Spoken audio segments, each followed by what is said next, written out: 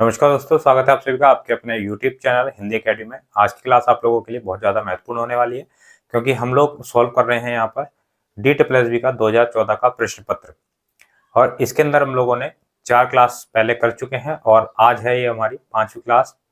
और इसके अंदर आज हम लोग 10 क्वेश्चन डिस्कस करेंगे, अच्छे से विश्लेषण करेंगे। वीडियो आपको पसंद आती है तो वीडियो को लाइक करके जाइएगा, वीडियो को अपने दोस्तों में शेयर करें।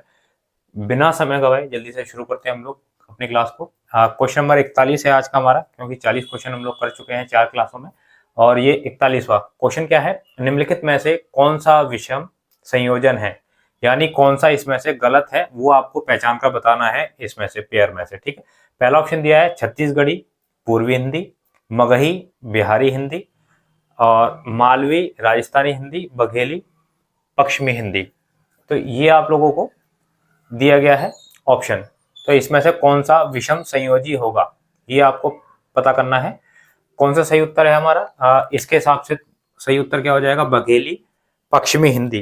ठीक है, ये हमारा विषम संयोजन है। क्यों है, क्योंकि बघेली जो बोली है वो पश्चिमी हिंदी के अंतर्गत नहीं आती, ये आती है हमारी पूर्वी हिंदी के अंतर्गत। ठीक है, बघेली पूर्वी हिंदी के अंतर्गत आती है। और इसमें और कौन कौन सी आती है, अवधी और छत्तीसगढ़ी। ठीक है, पूर्वी हिंदी के अंदर अवधी और छत्तीसगढ़ी ये दोनों भी आती हैं। इसके अलावा पश्चिमी अगर हिंदी की बात करें तो इसमें कौन कौन सी आती है, इसमें कौरवी आ जाएगी, हरियाणवी आ जाएगी, ब्रज भाषा आ जाएगी, बुंदेली आ जाएगी। ठीक है, ये आप ध्यान रखें।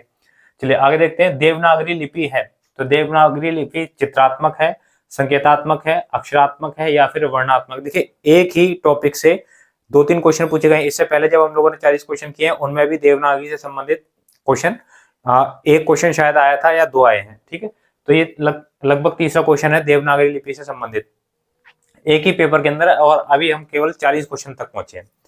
ठीक है, तो आप कोई भी टॉपिक छोड़ नहीं सकते हैं, अच्छे से अपना कोई भी टॉपिक है अच्छे से तैयार करके जाइएगा।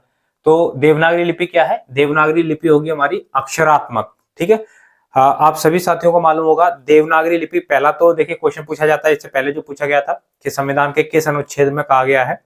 ठीक है, 343 में कहा गया है, क्या कहा गया है कि आपकी जो लिपि है वो देवनागरी होगी और हिंदी संघ की राजभाषा होगी। ठीक है, ये कहा गया है अनुच्छेद 343 के अंदर। ठीक है, पिछली वीडियो आप लोग देख लीजिएगा, नहीं देखिए तो उसमें मैंने अच्छे से एक्सप्लेन करके आप लोगों को देवनागरी लिपि के बारे में सारी चीजें बताई हैं।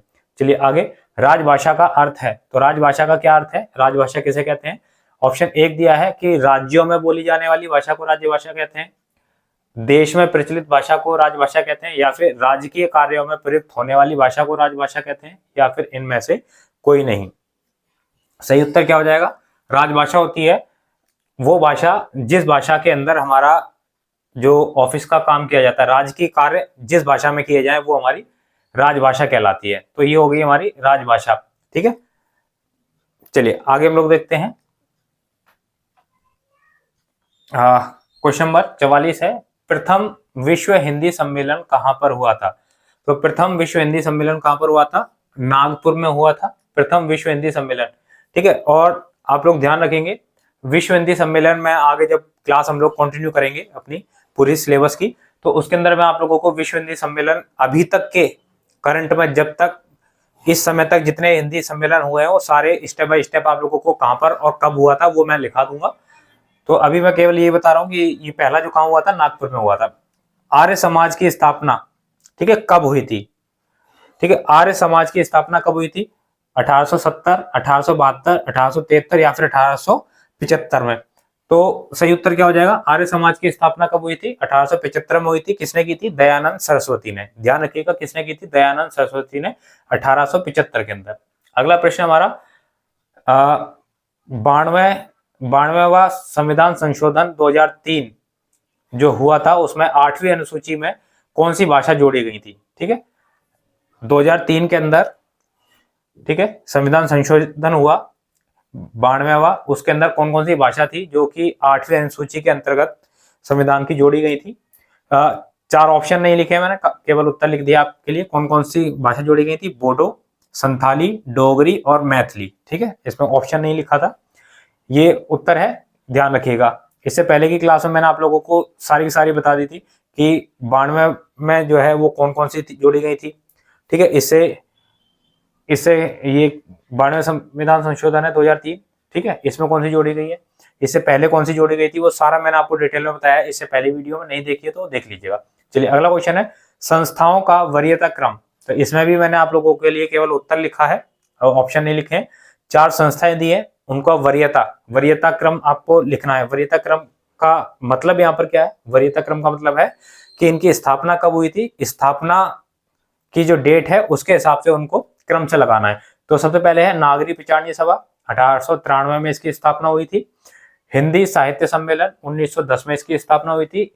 दक्षिण भारत हिंदी प्रचार सभा, इसकी स्थापना हुई थी 1918 के अंदर। राष्ट्रभाषा प्रचार समिति 1936 के अंदर। तो ये मैंने आपको चारों के चारों स्थापना के हिसाब से बता दिए हैं। चलिए अगला क्वेश्चन है हमारा क्वेश्चन नंबर 48।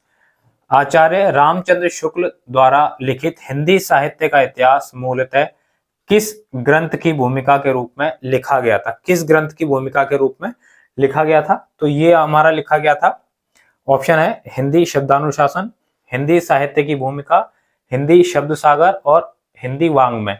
तो कौन सा सही हो जाएगा? ऑप्शन सी है इसका सही, हिंदी शब्द सागर की भूमिका के रूप में हिंदी साहित्य का इतिहास लिखा गया था आचार्य रामचंद्र शुक्ल जी का। कई बार ये क्वेश्चन पूछा जा चुका है अनगिनत बार, तो इसको बिल्कुल आप टिप्स पे रखिएगा, ठीक है।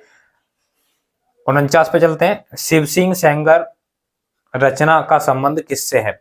शिव सिंह सेंगर रचना का संबंध किससे है? तो शिव सिंह सेंगर रचना इतिहास है, काव्य है, काव्य शास्त्र है या फिर उपन्यास है? तो ऑप्शन क्या हो जाएगा? ए सही है। शिव सिंह सेंगर शिव सिंह सरोज जो रचना है, जो किसने लिखी थी? शिव सिंह सेंगर ने, ठीक है। शिव सिंह सरोज जो रचना है किसने लिखी थी? शिव सिंह सेंगर ने लिखी थी और ये एक इतिहास है, ठीक है। इतिहास ग्रंथ लिखा गया था शिव सिंह सेंगर के द्वारा, शिव सिंह सरोज के नाम से, और इसका प्रकाशन हुआ था 1883 में, ठीक है। और इसके अंदर 838 कवि थे। चलिए आगे चलते हैं हम। हिंदी साहित्य का प्रथम कवि किसे माना जाता है? हिंदी साहित्य का प्रथम कवि किसे माना जाता है? पुष्पदंत, शालिभद्र सूरी, सरहपा या फिर अमीर खुसरो? तो किसको माना जाता है? सरहपा को माना जाता है हिंदी साहित्य का प्रथम कवि। कई बार क्वेश्चन पूछा गया है, अनगिनत बार पूछा गया है, ठीक है। अगर बात करें हम सरहपा की, तो इनके जो अन्य नाम है ये भी पूछे जाते हैं। तो क्या है इसके अलावा जो नाम है इनके? एक सरोज वज्र, दूसरा है राहुल भद्र, और ये जो माने हैं इन्होंने हिंदी साहित्य का प्रथम कवि, ठीक है, किसके अनुसार माना गया है? ये माना है किसने? राहुल सांकृत्यायन ने। तो इसको आप ध्यान रखिएगा, ठीक है। तो ये जो हमने अभी पेपर सॉल्व कर रहे हैं, कौन सा कर रहे हैं हम लोग? पीजीटी हिंदी 2014 का क्वेश्चन पेपर। और कब हुआ था ये?